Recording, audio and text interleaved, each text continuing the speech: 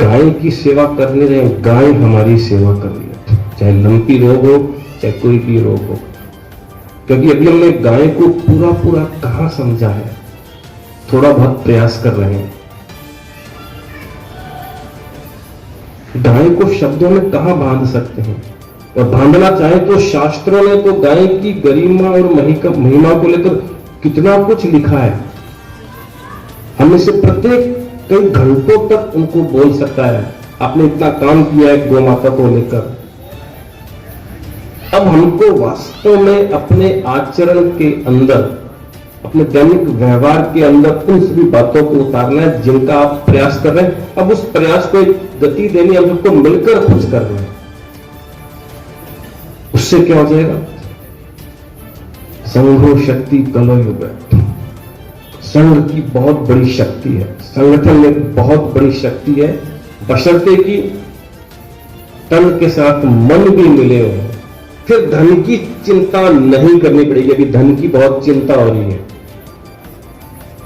भारत जो विश्व गुरु रहा है तो केवल आध्यात्मिक क्षेत्र में नहीं था वो, उसको सोने की चिड़िया यूं ही नहीं कहा गया। आज भी वो सोने की चिड़िया है, बस उसको अपने अंदर की सुप्त और गुप्त शक्तियों को थोड़ा सा खोलना है, स्वयं को हनुमान बनाना है सबको। और आप सभी हनुमान हैं। उस गाय माता के आशीर्वाद से जितना जितना वो गायपना हमारे अंदर आता आ जाएगा, उतना उतना देखिए। गाय केवल एक हमारी माता है क्या? गाय तो इस विश्व की अस्मिता का प्रतीक है। भारत की तो आप बात ही छोड़ दो। छल कपट करने पर, राग द्वेष की भावना से जीने पर, मातृशक्ति के प्रति दुर्भाव रखने पर, आग में हाथ डालने पर, उसका एक धर्म है, अग्नि का धर्म है, वो सबको राग करती है। तो सत्य बोलने पर जब मेरा मन पुलकित होता है, उसमें एक आनंद की नदी बहने लगती है। असत्य बोलने पर मेरे अंदर की देवी बेहोश हो जाती है। तो पहले हम अपने आप को ठीक ठाक मानव बनाएं। पहला काम ही करना है, अपने मनुष्यता को जगाना है, बढ़ाना है। गाय किसने बनने से रोका है? केवल मनुष्य ने। अभी किसी ने कहा भी था, मैं इतना समय नहीं है कि सबको मैं एक साथ जोड़ पाऊं, क्योंकि समय पहले से बहुत ज्यादा हो गया। और एक सज्जन ने, शायद जोशी जी ने कहा था पूज्य गुरुदेव को लेकर कि स्वामी जी समय को लेकर घड़ी रखते थे, तो घड़ी मैं भी रख रहा हूं। मैं उसका समय का बिल्कुल उल्लंघन नहीं करूंगा, उससे पहले ही रुक जाऊंगा। लेकिन सवाल सिर्फ या जो उपस्थित नहीं भी हैं और गाय माता के प्रति श्रद्धा रखते हैं, वो सभी इस दिव्य परिवार के सदस्य हैं। वो तो कोर कमेटी के और प्योर कमेटी के और श्योर कमेटी के, सारी कमेटियों के सदस्य हैं।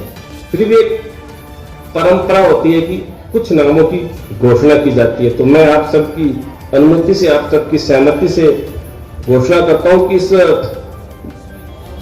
समिति जो संरक्षक मंडल है, उसमें सबसे पहले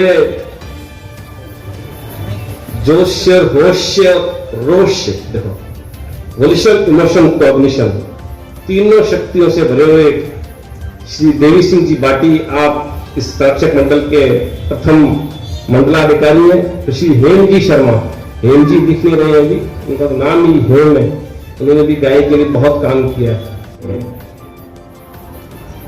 Then we will actually know what exactly the dimension of यज्ञ तत्व।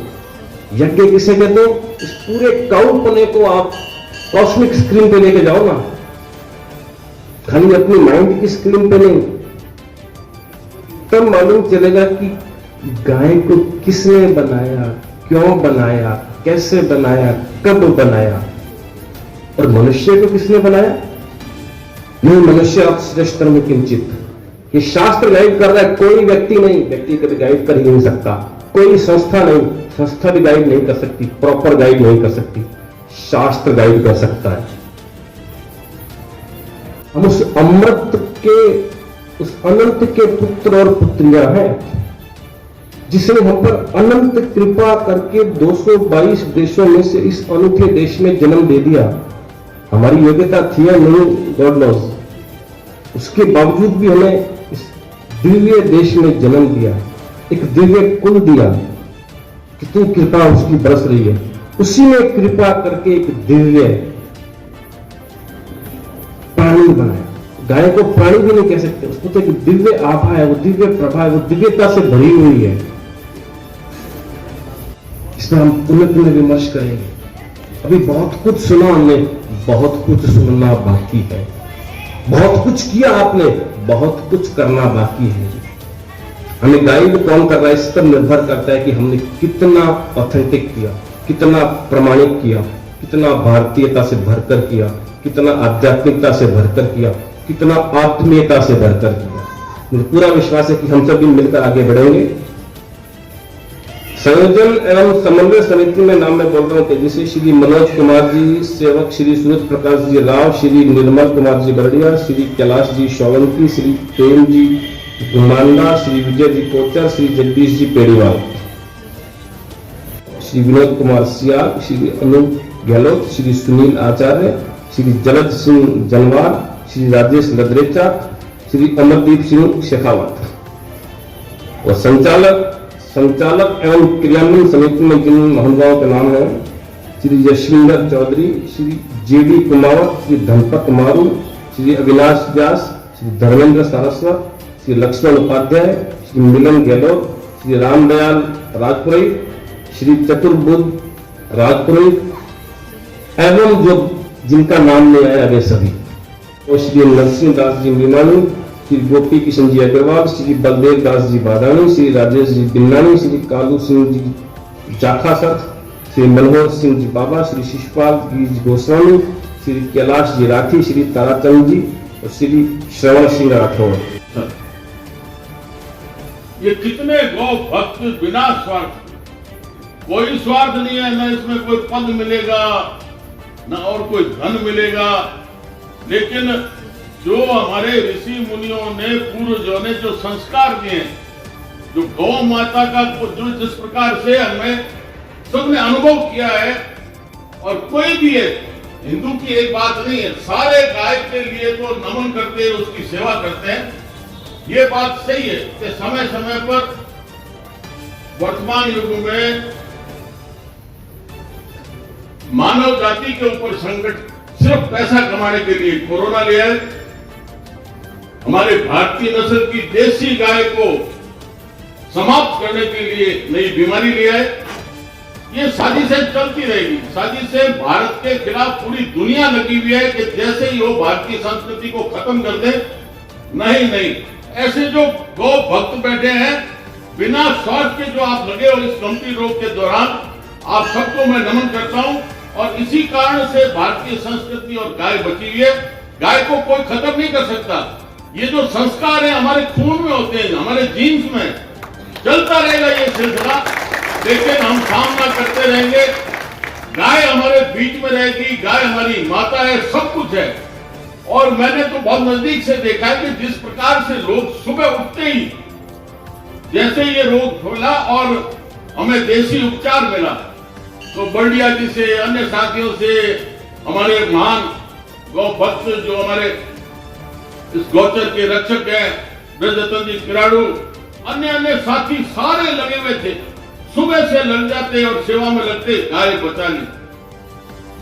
जो हमारे दूसरी चिकित्सीय पद्धति है, ये जो है पशुपालन वाली, उससे तो कोई इनके पास न उपचार है न एलोपैथी में है। उन्होंने जिस गाय के इंजेक्शन लगा दिया वो उसी दिन समाप्त हो गई। या हमने जिस समय पानी का संकट आया था बीकानेर जिले पूरे में और आगे भी जैसलमेर तक, तो हमने उस समय आमरण अनशन किया था। और उस समय मुझे सूचना मिली कि लंपी रोग आ गया, तो मैंने वहां जो समझौता वार्ता करी उसमें चर्चा की, ज्वाइंट डायरेक्टर को वहां बुलाया पशुपालन विभाग को। उसने साफ कह दिया कि हमारे पास तो इसका उपचार ही नहीं है। अरे हम तो आपके भरोसे बैठे और आप कह रहे हो कि उपचार में किया क्या है, ये कुछ है ही नहीं। अरे तुम बताओ तो सही, इससे बचाओ कैसे हो। तो उस महानुभाव ने कह दिया कि साहब जो गाय बीमार हो जाए उसको अन्य गायों से अलग कर दो। और ये भी तो तुमने बाद में जब समाज खड़ा हुआ तो उसके 4 दीवारी बननी शुरू हो गई, उसके अलग अलग गौचर के अंदर ब्लॉक बना दिए गए, सेवन घास के ट्यूबवेल लगे, तालाब ठोके, और उसको देख के सुजान देसर में हमारी सारी टीम ने लग के वहां भी 4 दीवारी बना दी। वहां उसके अंदर छापर के अंदर लोगों ने गौचर की 4 दीवारी चालू कर दी, जैसलमेर में, मारवाड़ में।